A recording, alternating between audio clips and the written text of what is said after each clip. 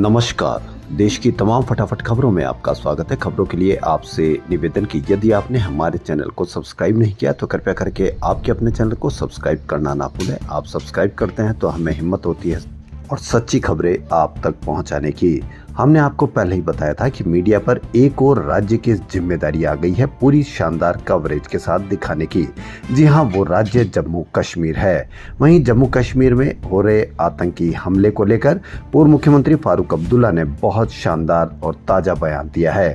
ताजा आतंकी हमलों को लेकर शनिवार को कहा कि जम्मू कश्मीर में सरकार बनने से पहले आतंकी हमलों में तेजी क्यों नहीं आई, इसकी स्वतंत्र जांच होनी चाहिए। जम्मू कश्मीर में आतंकवाद फल फूल रहा था, लेकिन अब ये सबसे निचले स्तर पर था, इसलिए मैं जांच की मांग कर रहा हूं। श्रीनगर के खानियार में आतंकी को मारा नहीं जाना चाहिए, उसे जिंदा पकड़े ताकि पता लग सके कि क्या उमर सरकार को अस्थिर करने का काम किसी एजेंसी को सौंपा गया है। हालांकि बाद में आतंकी को मार दिया गया। जम्मू कश्मीर की खबरें आधे पेज से भी बड़ी बड़ी खबरें आपको अखबार में मिलती है, लेकिन मणिपुर की खबर आपको बिल्कुल कम खबर देखने को मिलेगी, और वो भी खबर ऐसी देखने को मिलेगी कि ताकि आपको पता ही नहीं लग सके कि क्या मणिपुर में असली हो रहा है या कहां तक मणिपुर में शांति की बहाली की उम्मीद है। मणिपुर में 2 पुरुषों की पिटाई को लेकर तनाव बढ़ता जा रहा है। कई नगा संगठनों ने न्याय की मांग करते हुए राज्य सरकार को 48 घंटे का अल्टीमेटम दिया है। पीड़ितों को कथित रूप से गुरुवार तड़के इम्फाल में मेतेई समूह अरम्बाई टेंगोल के सदस्यों ने बेरहमी से पीटा था। मणिपुर के जिरीबाम में एक कांस्टेबल ने सब इंस्पेक्टर शाहजहां की गोली मारकर हत्या कर दी। आपको यहाँ भी कहीं आपको ऐसा पता नहीं लगेगा कि बहुत बड़ा हादसा हुआ है। बिल्कुल ऐसी खबर कि आप पता ही नहीं लगा सको कि वहाँ असली में हो क्या रहा है। रेलवे सहित विभिन्न केंद्रीय विभागों में 30 जून या 31 दिसंबर को सेवानिवृत्त होने वाले कर्मचारियों को एक अतिरिक्त वेतन वृद्धि का लाभ मिलेगा। कार्मिक एवं प्रशिक्षण विभाग ने इस संबंध में निर्देश जारी किए हैं। North western railway employees union के महामंत्री ने बताया कि पेंशन निर्धारण के लिए एक वेतन वृद्धि स्वीकृत करने संबंधी यह लाभ उन कर्मचारियों को मिलेगा जो 11 अप्रैल 2023 के बाद रिटायर्ड हुए हैं। हाल ही में कनाडा के मंत्री डेविड मॉरिसन ने दावा किया था कि गृह मंत्री अमित शाह ने कनाडा में सिख अलगाववादियों को निशाना बनाने के आदेश दिए थे। मॉरिसन ने ही अखबार और कनाडा की संसद में आरोपों के बारे में बयान दिया था, जबकि कनाडा ने आरोपों के बारे में अब तक कोई भी सबूत पेश नहीं किए हैं। भारत ने शुक्रवार को नई दिल्ली में कनाडा उच्चायोग के प्रतिनिधि को तलब कर विरोध दर्ज कराया था। उधर कनाडा ने भारत को साइबर सुरक्षा के लिए खतरे वाले देशों की सूची में डाला है। ये एक बहुत बड़ी बात है।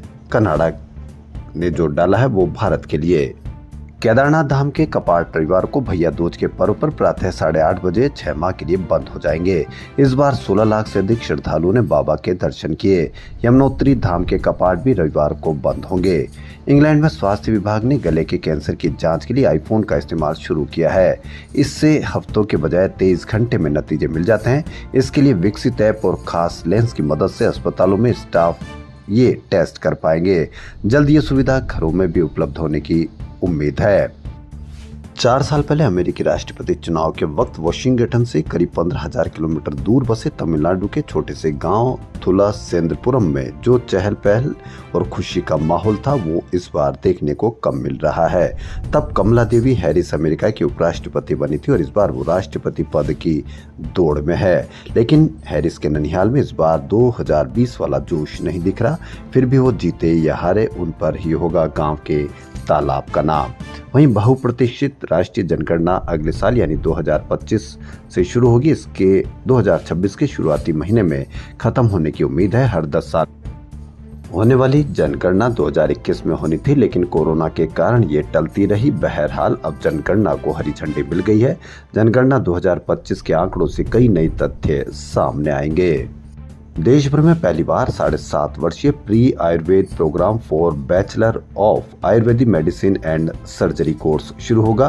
कोर्स में 7.5 वर्षीय BAMS डिग्री में 2 वर्ष के प्री आयुर्वेद व 4.5 वर्ष के BAMS के साथ ही 1 वर्ष की अनिवार्य रोटेटरी इंटर्नशिप को शामिल किया गया है। इसमें 10वीं पास विद्यार्थी प्रवेश ले सकेंगे।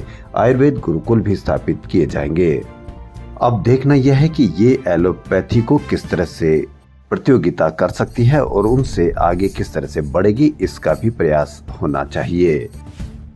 हरियाणा विधानसभा चुनाव में ईवीएम में धांधली के आरोपों को लेकर कांग्रेस दूसरी बार निर्वाचन आयोग पहुंची है। कांग्रेस ने अपनी नई शिकायत में आयोग द्वारा खुद को क्लीन चिट दिए जाने पर सवाल उठाते हुए फैसले पर असहमति जताई है।